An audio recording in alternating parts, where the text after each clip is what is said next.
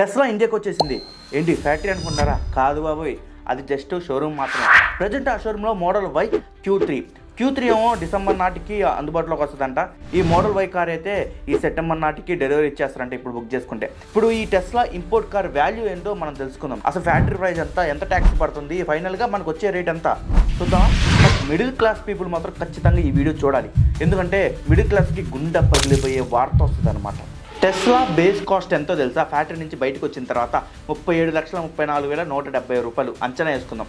And import duty, అది మన ఇండియాకి రావాలి కదా కారు, అది ఇంపోర్ట్ డ్యూటీ కదా. సో 37,34,170 రూపాయలు అంటే 100% ఇంపోర్ట్ డ్యూటీ పడుతుంది. అంటే మనం ఎంతైతే కారు పెట్టుకుంటున్నామో అంత ట్యాక్స్ పడుతుంది మనకి.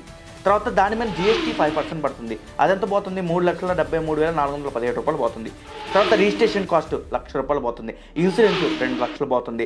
అండ్ లాజిస్టిక్ హ్యాండిల్స్ అంటే ఆ కారుని మనం తెచ్చుకోవాలి కదా, మరి దాని మీద ₹1,00,000 పోతుంది. సో టోటల్ కాస్ట్ వచ్చేసి 82,41,751 రూపాయలు. ఇది తోపు కారా టెస్లా అంటే? కాదు,